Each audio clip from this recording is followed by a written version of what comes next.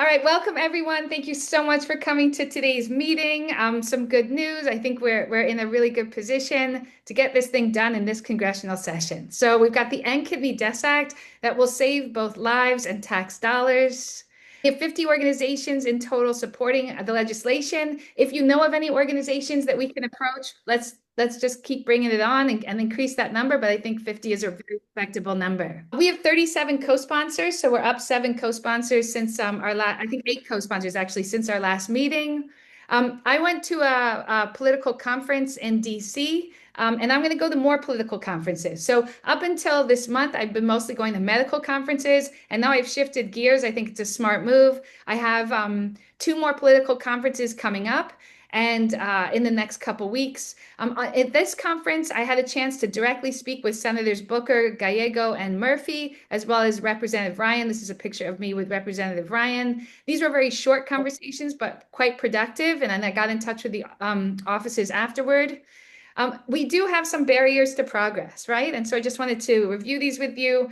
Many people, even some kidney advocates, still haven't heard about the End Kidney Deaths Act. Today, I was in a meeting with the Science of Donation and Transplant Organization, and they didn't know about our bill. I was kind of shocked by it, but it's a good reminder. We have to talk it up with in our communities. And this is also something I've newly discovered, and that is congressional staffers can act as gatekeepers. In other words, I can have really positive meetings with them, and then they will not, or at least I perceive them as positive, and they will not bring this bill up to their boss. They will not tell the leader about this legislation. And how do I know that? Because when I was speaking with the senators and the House member, they told me they'd never heard of the bill, and yet I met with all of their offices. So the congressional staffers, it's good to ask them in our meetings, will you be speaking about this with your boss? Is there any hesitancy you have about bringing this up? And really, they're just hammering away at the fact that we want them to talk to their boss about it, because I'm confident that their bosses will understand that this is going to be an enormous hit with voters. And of course, that's their main concern. We have 4 different surveys showing that the American public are in support of compensating donors. And I think it's just common sense that we need to end the kidney shortage and save the lives of those who will definitely die without the Kidney Deaths Act. Also want to mention that, or reiterate, I should say, it's very disheartening, but we do have large organizations spreading misinformation about the End Kidney Deaths Act in both the legislative branch and the executive branch. And their main line is that this is going to harm low-income people. As we know, they are in the world of opposite day. Our legislation will help low-income people because those are the people most likely to die from the kidney shortage. Kidney disease is actually referred to as the disease of poverty. We will save the lives of all of those who are waiting for a kidney, who are disproportionately low income. So how is this harming them? Of course, they're trying to imply that offering a tax credit will coerce, whatever that means, someone into becoming a kidney donor. But in a world where only 2% of willing donors actually donate, most are medically disqualified, that is very untrue, that there's coercion involved. Otherwise, we can say that anybody who's paid for anything is coerced. And of course, that is a falsehood. Remember, every call and email increases the chances that our leaders will pay attention. So if you've called once, call again and again and again until that leader is a co-sponsor of the legislation. Our new co-sponsors include Representative Bell from and Representative Tlaib, Representative Bresnahan, Representative Swazi, Representative Loudermilk, Representative Houlihan, and Representative Vindman. Very excited about all of these leaders. We've met with all of them, and they've stepped forward. So we're up to 37. We have 27 Democrats and 11 Republicans. And for those of you doing math, one of them is the co-lead, and that's Representative Maliotakis. That's why we have 38 listed there. Now, perception is often very impactful, and we don't have enough people following us on our social media pages. Now, please, if you're on any of these social media pages, just go ahead and please follow us, just because I think it makes us look bigger and more important when we have lots of followers. On Twitter, we've got 158. On Truth Social, we have 2. I just started that account. Facebook, 222. LinkedIn, 7. Again, just started that account. These, 2 weeks ago. Instagram, 348. I don't think this is the central, thing that's going to get us to the finish line. But I think that when somebody's investigating us and they see that we only have, 7 followers on LinkedIn, it doesn't look as good as if we had 700. So let's, if you have the time, just please follow those accounts. Now, Lobby Day, super excited. It's coming up in a couple weeks, October 22nd. We have a good number of people signed up from around the country. I'm super grateful for all of their active participation in getting us to the finish line. This is our photo from last year. So far, we have 94 Lobby Day meetings scheduled. I'd like to have double that. So if your leader has not yet agreed to meet with us, please be in touch with them, and you can copy me on emails. I'm happy to also provide you with a draft to send them. Let's get meetings in Washington. Even if someone's already a co-sponsor, we can meet with them and ask them, well, how are you going to help us get this thing to the finish line? Help strategize with us. So I want to meet with absolutely everyone. If you're interested in writing an op-ed, I can support you with the process. And if you have any news connections, let's generate some more media content. Normally we have 10 to 15 media exposures. This month was a little funny because we had this podcast where I was interviewed by University of Virginia law students, as well as an article that an op-ed that I co-authored with Walter Block, a university professor from New Orleans. And fortunately, that op-ed was published in 12 different newspapers, which is amazing, in Southern California. And then there was a Vox article also, and I'm going to be meeting with that reporter this Friday.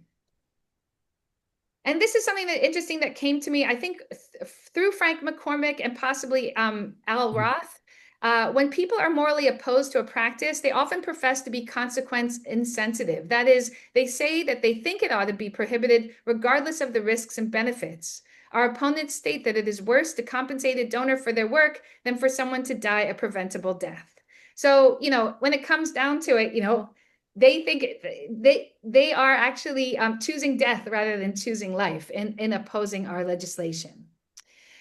Here's another video I want to share with you. So some of you may know that Jim O'Neill is now the head of the CDC, and he has been a longtime proponent of compensating kidney donors. So I just want to play for you a short video that I think came out 2 weeks ago.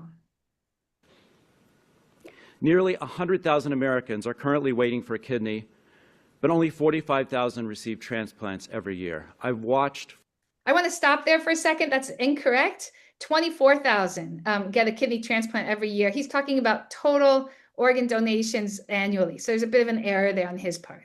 Yeah, he's very incorrect there. Waiting on the list, and I will never get over it. Oh, I'm sorry, I'm going to back it up a but little only bit. 45,000 receive transplants every year. I've watched friends die waiting on the list, and I will never get over it.